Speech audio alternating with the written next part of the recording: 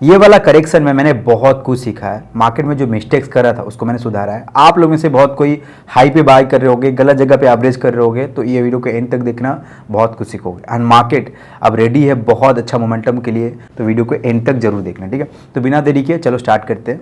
अगर मैं बात करूंगा इस निफ्टी 50 के बारे में, निफ्टी 50 ऐसा नहीं कि इस बार ही बहुत ज़्यादा करेक्शन दिया है। 2020 के बाद में 2022 में भी करेक्शन आया था, लेकिन 2022 में जो मार्केट थोड़ा डाउन हुआ था ना, वहाँ पे मार्केट थोड़ा वोलाटाइल था। यहाँ पे देखोगे मार्केट में एक मस्त मोमेंटम अपसाइड डाउनसाइड हो रहे थे, तो स्टॉक ज़्यादा गिरा नहीं, क्योंकि मार्केट थोड़ा सा ऊपर जाते के साथ स्टॉक से भाग जाता था, ऐसा होता था, ठीक है।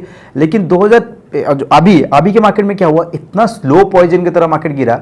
सारे जितने भी लार्ज कैप स्टॉक्स थे, मिड कैप स्टॉक्स थे, बहुत ज़्यादा गिर गए। जनरली लार्ज कैप स्टॉक्स अपना 15-20% के अंदर ही गिर जाते हैं, वो नॉर्मल है। अगर पुल बैक देता भी तो 15-20% ऐसे ही गिर जाते हैं। लेकिन जब 30% 40% गिर जाएगा ना, तो बहुत ज़्यादा ही क्रैश हो जाएगा, ठीक है। बहुत ज़्यादा ही करेक्शन दिया मार्केट, और वो होना भी चाहिए था, क्योंकि बहुत सारे स्टॉक्स ओवर वैल्यूड हो गए थे, उसको अंडर वैल्यूड आना ही था, ठीक है। और ये मेरे लिए फर्स्ट टाइम था, क्योंकि 2020 से मैंने स्विंग ट्रेडिंग स्टार्ट नहीं किया था। और ये जो करेक्शन हुआ ना, अपने पोर्टफोलियो को मैं 30% नेगेटिव जाते हुए देखा है, ठीक है। जिन्हें लोग आपको बोलेंगे नहीं कि यार मेरे तो नेगेटिव नहीं किया, सब कोई नेगेटिव किए होंगे, लेकिन मैंने जो गलती किया वो आप लोग भी किए होंगे, तो आप लोग बहुत कुछ सीखोगे।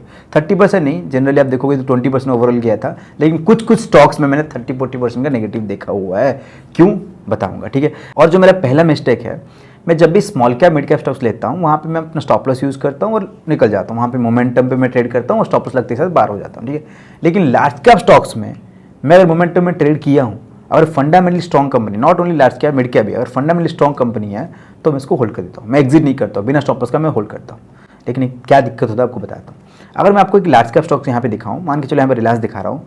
रिलायंस को नॉर्मल अगर पुल बैक देता है, रिलायंस अगर थोड़ा सा मार्केट में कुछ मतलब डाउन होता है, तो 15-20% रिलायंस के लिए गिरना ना कोई बड़ा बात नहीं है। रिलायंस क्या, कोई भी लार्ज कैप स्टॉक्स 15-20% गिरना एक नॉर्मल है उसके लिए, ठीक है। 15-20% गिरना उसके लिए नॉर्मल है। लेकिन इस बार मार्केट क्या हुआ, ऑलमोस्ट 30% ऑलमोस्ट करेक्शन दिया। अगर मैं यहाँ पे एशियन पेंट्स के बारे में बात करूँ, ठीक है, एशियन पेंट्स के बारे में भी बात करूँ, वहाँ पे भी देखोगे सेम देखोगे, यहाँ पे ऑलमोस्ट 15-20%, 25% के आसपास यहाँ पे गिरना कोई नॉर्मल बात नहीं है, ठीक है। 20%, 25% गिरना कोई नॉर्मल बात नहीं है। लेकिन इस बार ऑल टाइम हाई से ये 40% गिरा हुआ है। अब सोचो ये चीज़ों को, ये जब तक मार्केट में रिकवर, आप बोलोगे होल्ड करने से क्या दिक्कत है, रिकवर तो होगा, एक दिन लॉस रिकवर होगा। लेकिन गाइस क्यों ना मैं यहाँ पे टॉप पे बाई नहीं करके अगर बॉटम पे बाई करता, कभी भी अब बोलो ना 15-20% गिरता है, अगर 20% जब गिरता है, अब मैं बॉटम पे बाई करूँ तो कितना बेनिफिट होगा। आप बोले बॉटम कैसे पकड़ेंगे, बात करेंगे उसके ऊपर, ठीक है।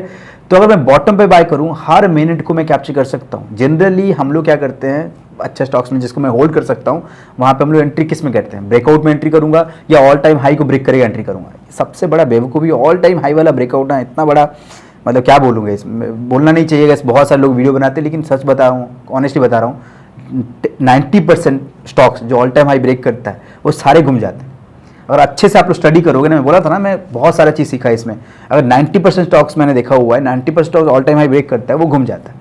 ज़्यादातर लोग वही बोलते हैं ऑल टाइम हाई ब्रेक करे तो मार्केट ऊपर चले जाएगा, इसे घूम जाता है। ब्रेकआउट मतलब फेल होगा। अगर आप लोग थोड़ा सा पुल बैक के बाद ब्रेकआउट में एंट्री कर, तो मार्केट थोड़ा करेक्शन दिया, ब्रेकआउट में एंट्री किया, वो मोमेंटम अच्छा होगा। लेकिन ऑल टाइम हाई ब्रेकआउट में 90% स्टॉक्स गिर जाते हैं। ओनली 10% स्टॉक्स आप देखे होंगे जो ऑल टाइम हाई ब्रेक करता है, मार्केट स्टिल कंटिन्यू रैली में होता है, अच्छा न्यूज़ है, पूरा भागते रहता है, ठीक है। ओनली 10% स्टॉक्स होते हैं, 90% से फेल होता है। सोचो मैं क्यों वो टॉप पे बाय करके, बहुत सारे स्टॉक्स जैसे है टॉप पे बाय करके मैं होल्ड किया हुआ हूँ। देखो इस अपना गलती मैं यहाँ पे शेयर कर रहा हूँ। कोई भी यूट्यूब पे आपको अपना गलती नहीं बताएगा, वो बोलेगा मैं बेस्ट हूँ, इस मेरे को सब पता है, मैं कुछ भी गलती नहीं करता हूँ, आप लोग ही गलती करते हो। ऐसा नहीं है गाइस। विजय केडिया सर भी खुद बोलते हैं कि अभी तक वो मार्केट में सीख रहे हैं। अब अभी भी मतलब उतार चढ़ाव होते रहता है, वो भी बहुत कुछ सीखते हैं, बहुत गलती वो भी खुद करते हैं, ठीक है। तो हम लोग तो कौन है, हम लोग तो अभी 5-6 साल एक्सपीरियंस हुआ, वो लोग 25 साल 30 साल से मार्केट में है, ठीक है। तो जिस स्टॉक्स में मेरा फंडामेंटली स्ट्रॉन्ग कंपनी है, तो वहाँ पे मैं बॉटम कैप्चर करने की कोशिश करूंगा, ताकि मैं अगर मार्केट डाउन भी होता है, मेरे को पता है कितना गिर सकता है, मैं प्रॉपरली एवरेज कर पाऊंगा। ये एवरेजिंग का ही बताऊंगा, वो भी एक मिस्टेक, ठीक है, मैं शेयर करूंगा एंड में। नेक्स्ट पॉइंट जो मैंने सीखा वो बताता हूँ। मैं अगर स्विंग ट्रेडिंग करता हूँ तो इंट्राडे बेसिस पे मैं ऑप्शन सेलिंग भी करता हूँ। अब स्विंग ट्रेडिंग के लिए कुछ अच्छा खासा कैपिटल चाहिए, इवन ऑप्शन सेलिंग के लिए भी कुछ कैपिटल चाहिए। लेकिन मैं फ्री ऑफ कॉस्ट में स्विंग ट्रेडिंग कैपिटल से मैं ऑप्शन सेलिंग में कैपिटल ऐड कर सकता हूँ। कुछ कैपिटल जो मेरे को पता था, बहुत पहले से पता था, लेकिन कभी यूज नहीं किया था, मेरे को लगता था रिस्की है, ठीक है। उसको कहते हैं प्लेजिंग शेयर्स। जो अच्छा स्टॉक्स हम लोग स्विंग ट्रेडिंग के लिए लेते हैं, वो तो 2 दिन के लिए नहीं होता है, एटलीस्ट होता है 10 दिन, 1 महीना, 2 महीना, 3 महीना होते हैं। वो स्टॉक्स को हम लोग प्लेज करके वहाँ से कैपिटल निकाल के हम लोग सेल में यूज़ कर सकते हैं। मतलब फुल कैपिटल नहीं, कुछ कैपिटल हम निकाल के सेलिंग में यूज़ कर सकते हैं, वहाँ पे ज़्यादा गेंस हो गए ना। सेम कैपिटल से आप स्विंग में पैसा बना रहे हो, सेल में पैसा बना रहे हो, उसको हम लोग कहते हैं प्लेजिंग ऑफ शेयर्स। ये बहुत कोई आप लोग सुने होगे, नहीं सुने होगे तो बताता हूँ, और होगा तो इसके ऊपर मैं डिटेल वीडियो बना दूंगा। प्लेजिंग शेयर्स में क्या होता है, जैसे आप लोग गोल्ड में क्या होता है, आप गोल्ड को जाके गिरवी रखते हो, उसके बदले आप पैसा लाते हो, अपना अपना काम वगैरह करते हो, अपना बिजनेस वगैरह मैनेज करते हो, राइट। वैसे ही अगर हम लोग अपना शेयर, अच्छा खासा शेयर को अपना प्लेस करके वहाँ से आपका कैपिटल का लोन दिया जाता है, उसको आप लोग ट्रेड कर सकते हो, ठीक है। अब ये तो बहुत ज़्यादा रिस्की हो गया, अगर मैं जाके कहीं गलत जगह पर कर दिया तो बहुत बड़े लॉसेस हो जाएंगे। केस गाइस, अगर प्लेजिंग करते हो ना तो ऐसा आपको सेगमेंट चूज करना पड़ेगा जहाँ पे आपको बहुत रिटर्न भी कम आए और रिस्क भी कम रहे, ठीक है। बहुत ज़्यादा ह्यूज रिटर्न, ह्यूज रिस्क ना हो जाए कि 50% कैपिटल वाइप आउट हो गया, ऐसा नहीं होना चाहिए। जो कि ये, और प्लेजिंग ऑफ शेयर में आप ऑप्शन बाइंग नहीं कर सकते हो, इंट्राडे इक्विटी कर सकते हो इंट्राडे के बेसिस पे, और आप ऑप्शन सेलिंग कर सकते हो, फ्यूचर ट्रेडिंग कर सकते हो। जनरली मैं इक्विटी तो आप करता नहीं हूँ, इंट्राडे पे नहीं करता हूँ, और मैं फ्यूचर ट्रेडिंग नहीं करता हूँ, मैं सेलिंग करता हूँ। तो सेलिंग में मैं हेज करके बनाता हूँ, तो वहाँ पे मैं छोटा छोटा रिस्क 1% रिस्क 2% रिस्क में लेके 1% 2% गेन भी कर सकता हूँ। हेज है तो इतना बड़ा लॉसेस भी नहीं होंगे, ठीक है। तो ये मेरे लिए बेनिफिट क्या होगा, मैं स्मॉल वही सेम कैपिटल से दोनों तरफ रिटर्न बना सकता हूँ, जो ROI है वो थोड़ा मेरा बढ़ सकता है। एक सेकंड पॉइंट मैंने सीखा, ये पहले से मेरे को पता था, कभी मैंने यूज नहीं किया था, मेरे को लगता था रिस्की है, ठीक है। थर्ड पॉइंट मैंने जो सीखा है एवरेजिंग। अब बताता हूँ लोग गलती सबसे बड़ा क्या करते हैं। मेरा एवरेजिंग का प्रोसेस थोड़ा सा डिफरेंट है। मैं क्या करता हूँ, अगर किसी जगह पे एंट्री मैंने किया है, मैं नेक्स्ट 2 बार मैं एवरेज के लिए रखता हूँ। मान के चलो अगर मार्केट यहाँ पे मैंने बाई किया हुआ है, एग्जाम्पल मान के चलते हैं, ठीक है।